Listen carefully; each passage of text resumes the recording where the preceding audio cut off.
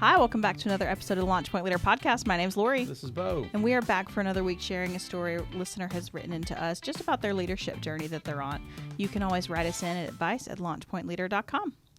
Our story this week says, Dear LaunchPoint, I've been leading my team for a few years now, and I recently sent out a feedback survey to my team about my leadership. I was a little surprised by the results. Overwhelmingly, my team told me that they want me to show more flexibility. As I said before, this was unexpected and was not feedback I was prepared to receive. I thought my team respected my guidelines and appreciated knowing how they could win. All things you've mentioned before on other episodes. So that's why I'm not sure what to do with this info. I don't want to ignore their feedback and show them I won't make necessary changes, but I also don't want to go back on the things I've previously done and stated. How can I continue to show structure while adjusting to the needs of my team that they have pointed out? I'd love to hear your advice on how I can become more flexible and adaptable as a leader. What are some effective strategies for creating an environment where flexibility benefits both the team and the organization? Thanks. Fear of flexibility. I think I would start off with just asking, what is it? Back up. First off, you did this to yourself. You sent out a survey. So, Yeah. you wanted their feedback, and maybe you wanted affirmation. And I've found that when I've sent out surveys before and I'm disappointed with the results, oftentimes what I'm really trying to do is affirm what I think is right instead of hear the feedback that actually needs to be given. Right. So I would just recalibrate on that. But, you sent it out. So now you've got these results. Is this the first survey you ever sent out after a few years?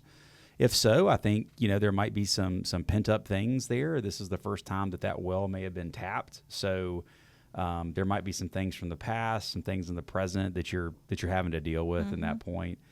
I would start, though, by asking, once you've got that mindset of if you've asked for feedback, take it, because you asked for it.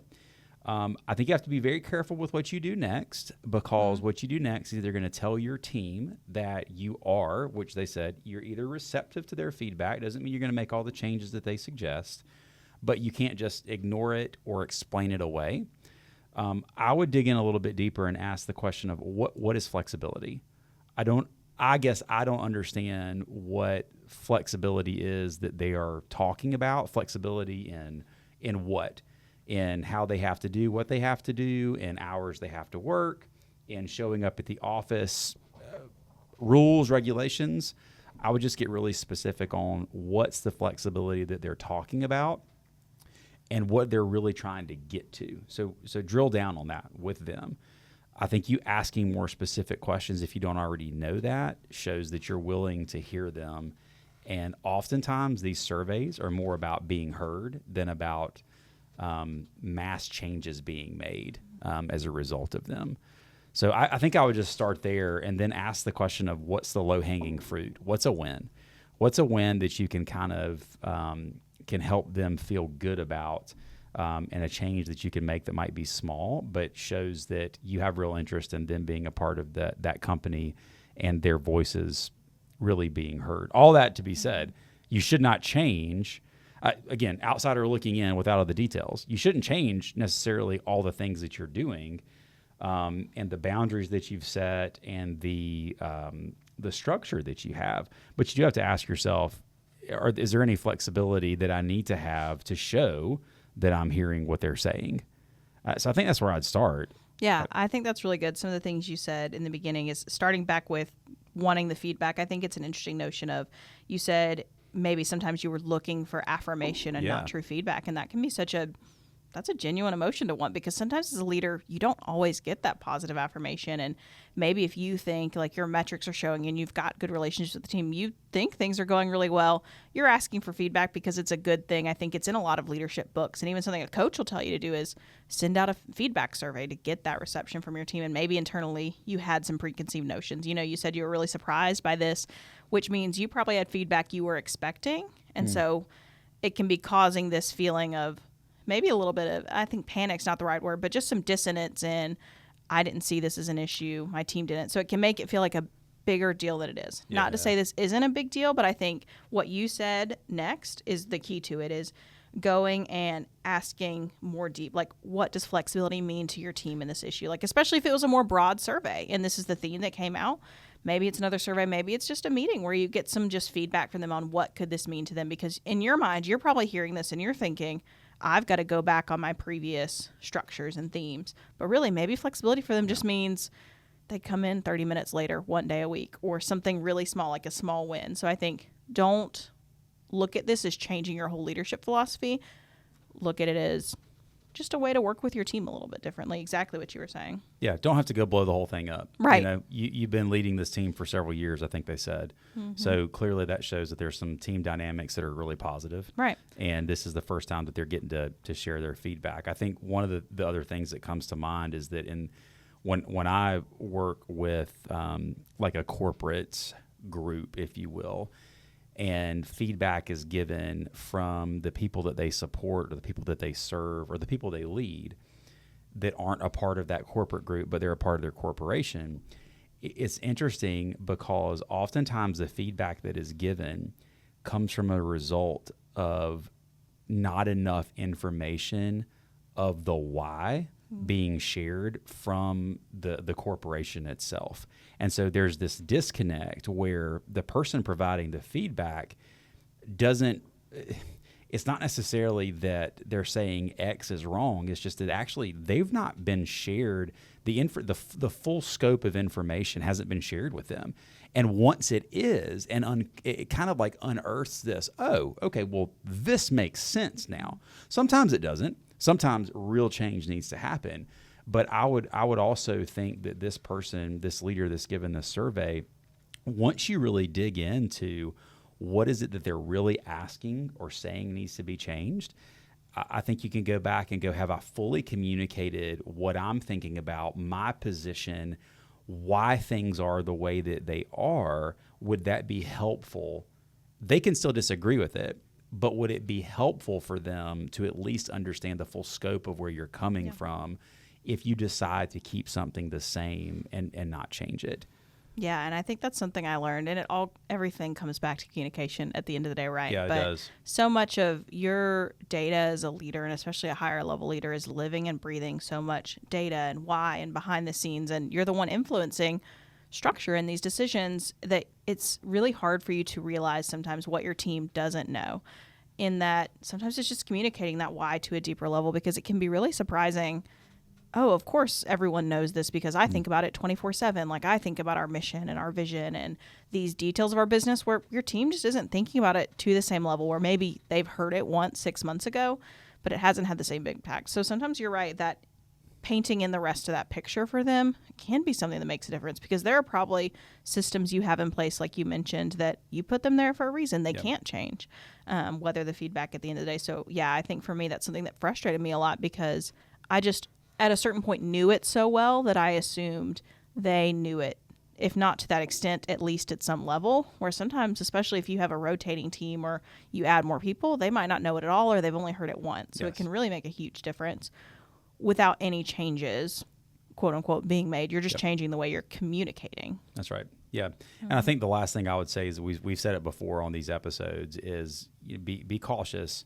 Also, know your team. Don't take feedback from somebody that you wouldn't seek advice from. And while your team is telling you what they're experiencing, what they think needs to change, just be cautious on how you accept feedback and who you accept it from. I mean, I had a one-on-one today with somebody that wanted to offer some feedback, and based on their behavior and character that showed in the past, I really didn't receive their feedback. You know, I didn't shut them down necessarily, but I'm not going to really take it with much value, took it with a grain of salt, because that's about what it's worth. And I'm not saying, before anybody writes in, I'm not saying that your team doesn't matter. If you've listened to this, you know that's not the case. But just remember who it is that you're getting feedback from. And if it's a worthy person that you would seek advice from, take that feedback, take it wholeheartedly. If not, just kind of, look for the underlying information that might be helpful to you, and then let it go. Yeah. So that really leads well into the last part, where you said earlier, receptive doesn't necessarily mean making changes. And I think that goes into that well. So how can fear of flexibility show that he's receptive for the team. And of course, there might be some minor changes like we talked about earlier, but how does he show that they're taking this advice really seriously without necessarily making big, grandiose changes? Yeah, I think exactly what we said is letting them feel heard. So often, all we want is to feel heard. And when you send out a survey, you're giving somebody the opportunity to feel or to at least express their opinion. That is not being heard. Being heard is, hey, I've seen your opinion and your feedback. Tell me more. Tell me more about that. Tell me your perspective on it. Tell me what you would do if you were in my shoes. And then say, thank you for this. I'm going to take it into consideration. I might realize that I need to change something. I might need to come back and kind of explain more of the why behind it. But at the end of the day, thank you for being willing to give me this feedback, even if it doesn't necessarily change something we do in a really big way. I still really value it, and it doesn't mean that something that you say won't change in the future. It just means that it gives me a lot to think about, and I appreciate your input and feedback. And oftentimes that's not just saying, hey, thanks, I'm not going to do anything. You're giving them an outlet to continue to tell you exactly what they're trying to say on that survey. Because surveys are generic, right? Pretty much. And so you're giving them the opportunity to say, this is exactly what I'm talking about. And you might be like, oh, well, sure, we can do that tomorrow. I had no idea that was actually something that would make you feel something other than positive. Right. So I think that just opens you up to being able to react uniquely with low-hanging fruit as they present it to you. And even if nothing changes, they've at least been heard. And then they can decide, well, is this somewhere I still want to work even if this thing doesn't change? Yeah. Because if it's a non-negotiable for you, then you're the boss. You're going to have to live with the consequences of that decision, positive and negative. And that's what leaders do. And I think that's the perfect example of how saying something versus feeling heard is so important, because if you're just saying something, and a survey is a great way to do this as a leader, sometimes to kind of use it as a crutch of, I'm going to let them get this out and say it. I'm not going to hear it. It's going to feel the team member like I'm just shouting into a void, and that's worse feeling than having not said anything at all. And I think it can really lead to like a sense of apathy on your team and destruction on that. So I think fear of flexibility, we're saying inaction at this point would be worse than doing something and realizing maybe you need to change your way a little bit, right? And exactly what you're saying of like just communicating to them and making sure they feel heard is going to be your first step before you even go make any operational or systematic changes. Absolutely. Is where, so take comfort in the fact that you've done the right first step. I think this is a good way. It just can't be the only step in your process. Agreed. Or you're going to end up in a place where your team is even feeling more dissatisfied than before they shared this feedback in the first place. Yeah, and I think the last thing I'll say is don't make this about you, leader, because the worst thing you can do is probably not do anything with it, but the second worst thing you can do is make this about you. Don't go in and act like your feelings are hurt, or that you're just down and out about it, or that you don't think you're a good leader. Don't make it about you. Make it about the issues your team is bringing up, and then address them as you, as the leader, see fit. So remember, this is about the business. It's about the feedback given. It is not about you as the leader. What you do next will determine what they think about you as a leader. Absolutely. Great advice. And I think fear of flexibility, we really appreciate you writing in and just sharing where you're at in your leadership journey. I know this is not a unique situation for people, so I hope no matter if it's you who wrote this letter or someone else listening, you're able to take some of this tactical advice and feedback today. And if you or anyone else at home wants to write in on a similar situation or something completely different, we would love to hear from you. You can always write us in at advice@launchpointleader.com. Thank you. Thanks.